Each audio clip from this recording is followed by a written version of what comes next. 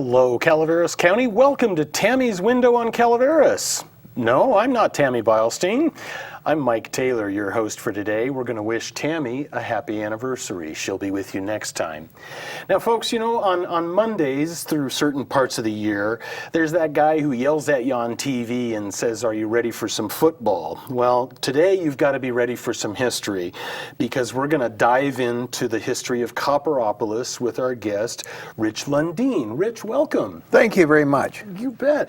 Now, Copperopolis is one of those towns, in fact, we talked a little bit earlier today, that its history seems to be relatively well preserved. Is that the case? Yes, the families that started the copper boom in Copperopolis, the McCartys. Dickie McCarty is still there, and he still has signs up, and they still owns the bars, and yeah. And he's a fixture in Copperopolis history, and his family was too. Sure. And so there are photos, there are accounts, there are all kinds of sort of, I guess you'd say, archives and historical material that you can get your hands on to trace this history, if not talking with some of those folks that lived through it all, right? That's exactly correct. The company that I have, Wangina Research Institute, has been researching the home mother lode and also the California copper belt. And we're looking for what is right there in the What is right here on this. And that is copper. Copper.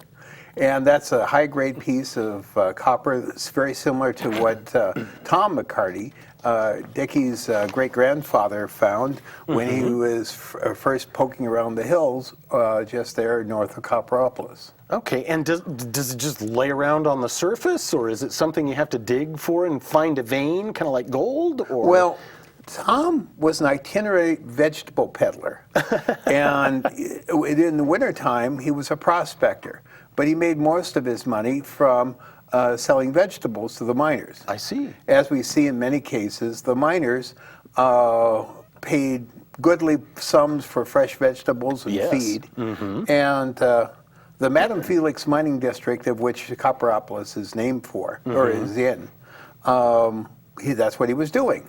But he had heard rumors of people over there to the west of Copperopolis, in what is now the Telegraph Hill area, finding this worthless copperous rock, green stuff. And so in that case, over there, the rocks were green, and the people picked it up. They say, "Oh, there's no gold in this. It must just be worthless green copperous." Well, anyway, this was 1859, and the Civil War was coming.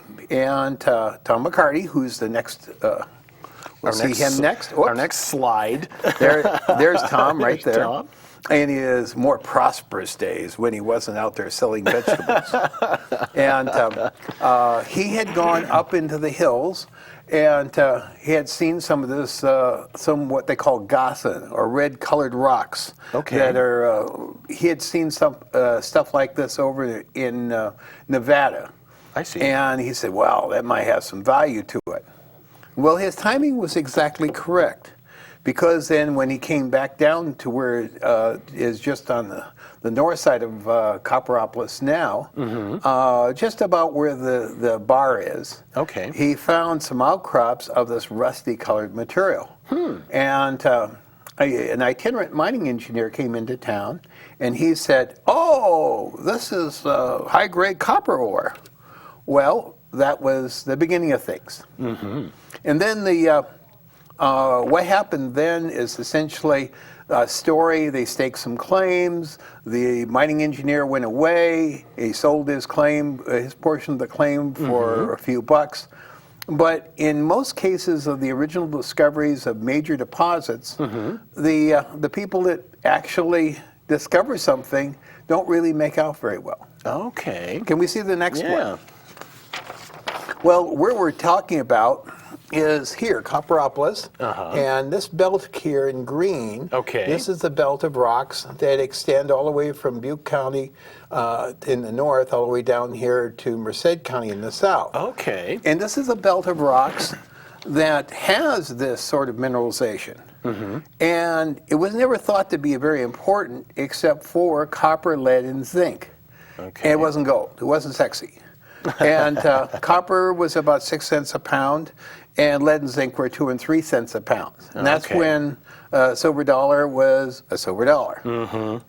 But what happened then was, as I said, Tom's timing was immaculate because the U.S. Civil War started. Mm-hmm. And the North, the Union, had a great demand for copper. Okay. Because the copper shell casings, copper this, copper that, whatever. Mm-hmm.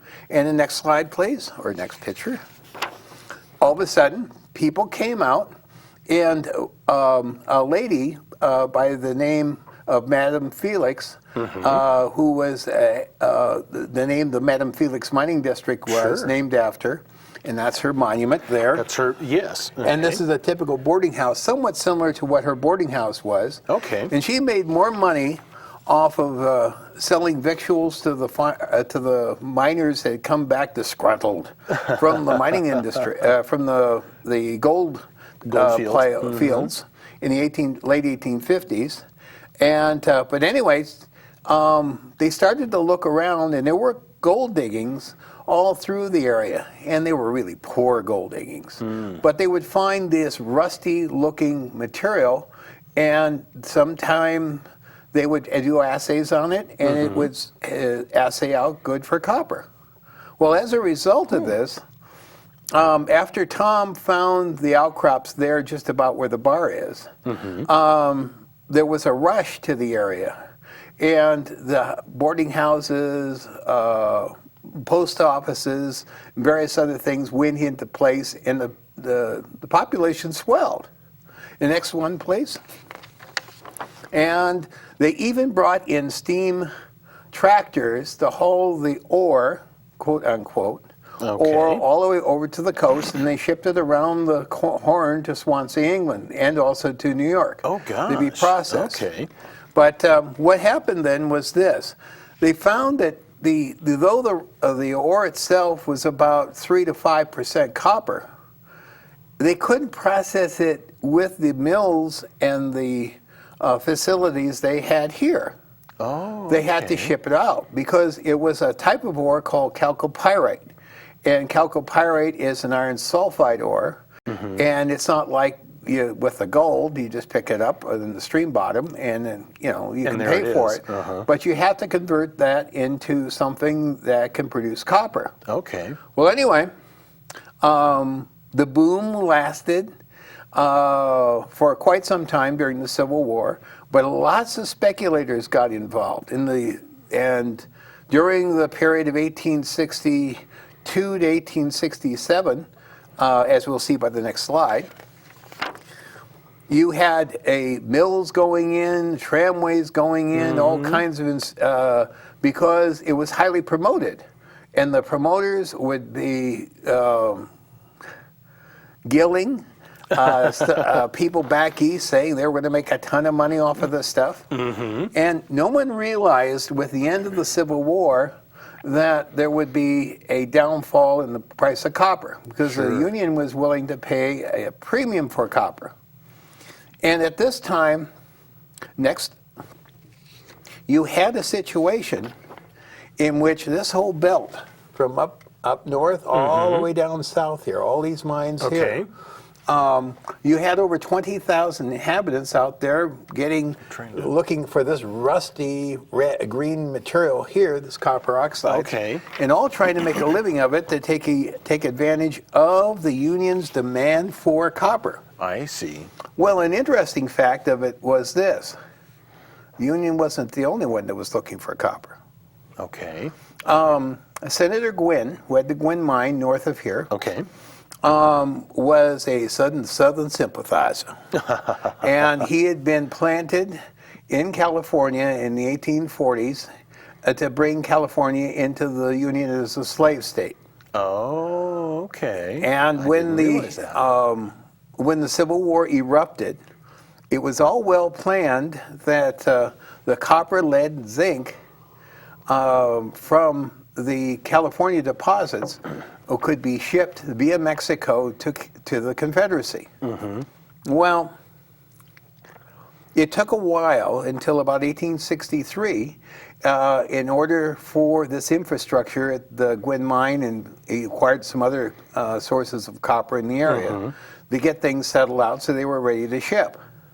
Well, about that time, next slide, the Union sympathizers in the area, that's why we have a Union Democrat down in Tuolumne County.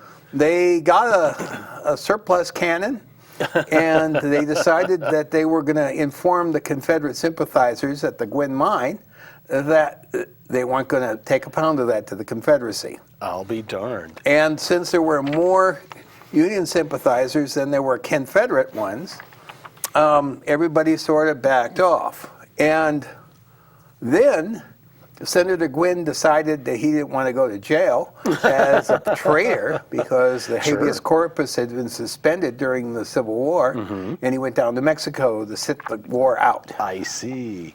Well, anyway, after the war, next,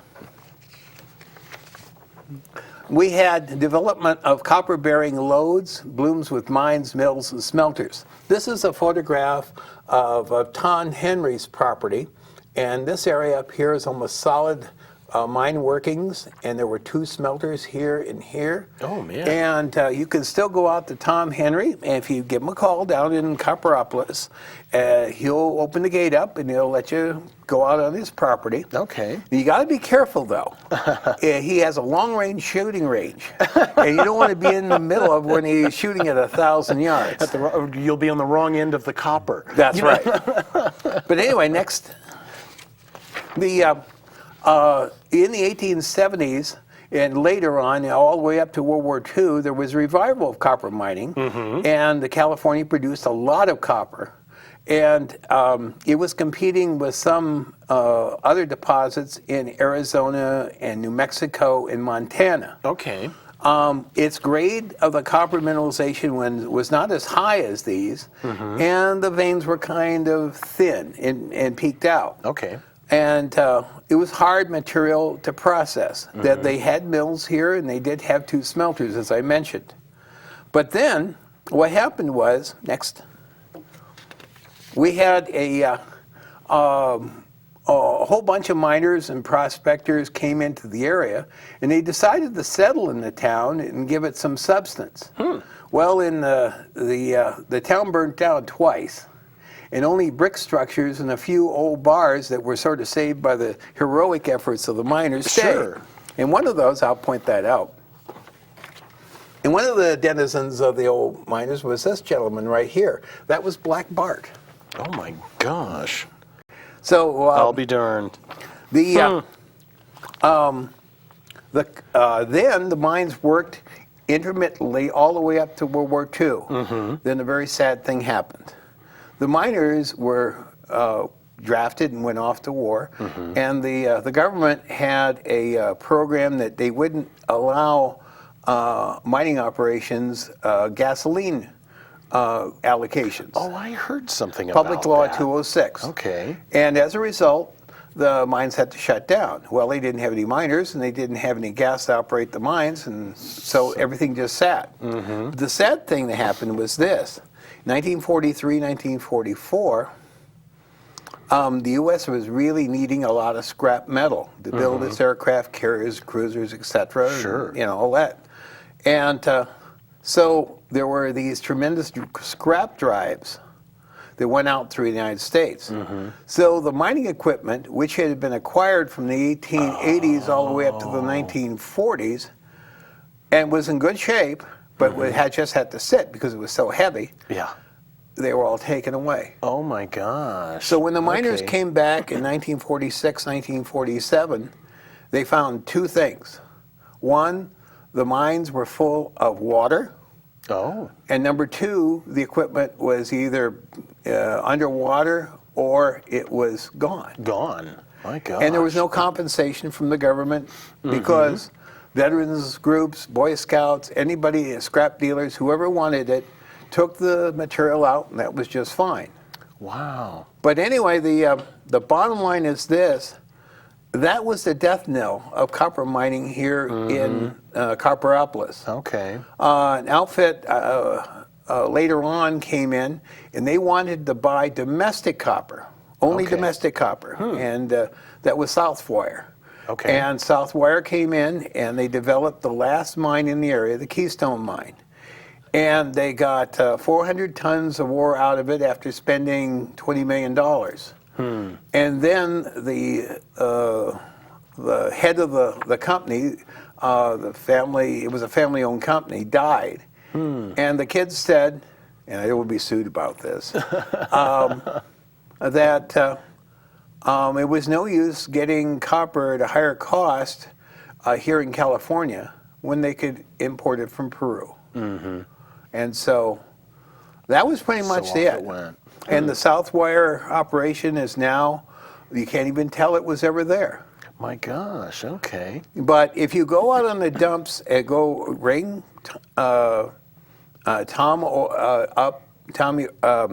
Henry up and say, hey, look, I'd like to visit your property. And you can still get pieces of pretty good looking copper ore that's just lying on the surface. Now, why are we interested in it? Sure. Wandjina Research Institute is interested in the water. Oh. Because through the whole mother lode and over here through the California Copper Belt, there are trillions of gallons. That's with 12 zeros. That's about as much as the national, well, not quite as much as the national debt. Yeah. But gallons of water in these old mines. And when the mines were left flood in 1940s, very few of them were ever pumped back out again because the cost of pumping the water out was just Sure, it was just so exorbitant. expensive. But anyway, that water is really important and saleable because now we're in a water shortage. And we don't need perfect water for agricultural use or for fighting fires. We need drinking water, yes. And there are, over here in the limestone units, I'm a geologist as well as an historian, and there's plenty of good, clean water for drinking water. All we have to do is reallocate our resources. But these waters here within the mines are acidic, and yet they contain copper, lead, zinc, and in a few places where you have a little gold and silver mixed with the iron, some recoverable iron.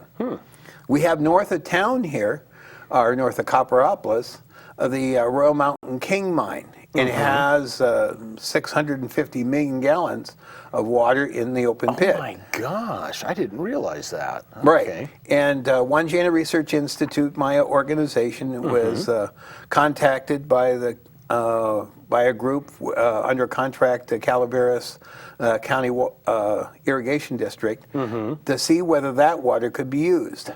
Well, we don't have any less of a drought than we did last year. Matter of fact, some of the sources of water, like the water that was drained out of Maloney's, is not there anymore. And so we need to be looking at alternate sources of water. In places like Lake Turlock, not Turlock, Lake Tulloch, they have to keep the water at a certain level for recreation use.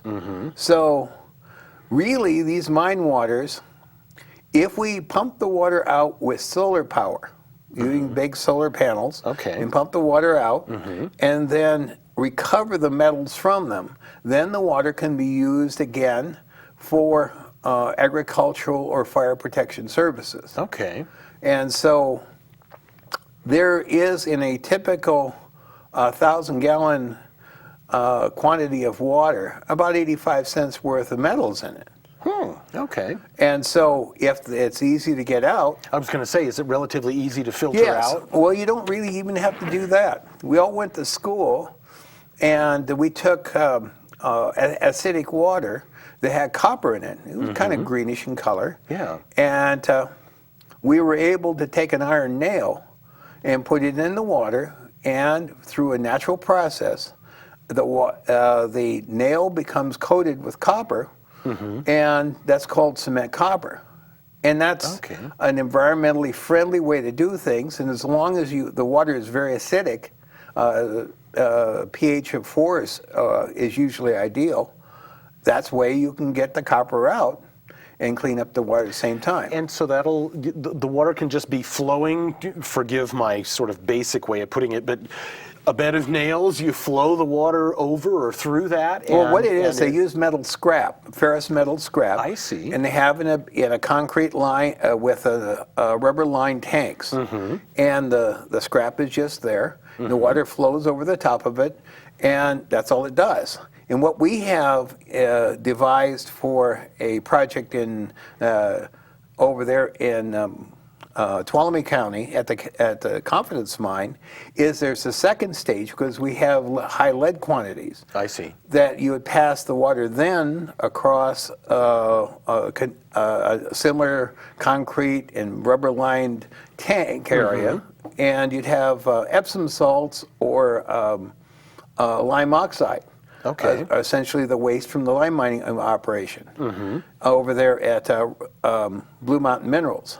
And that would take the lead out.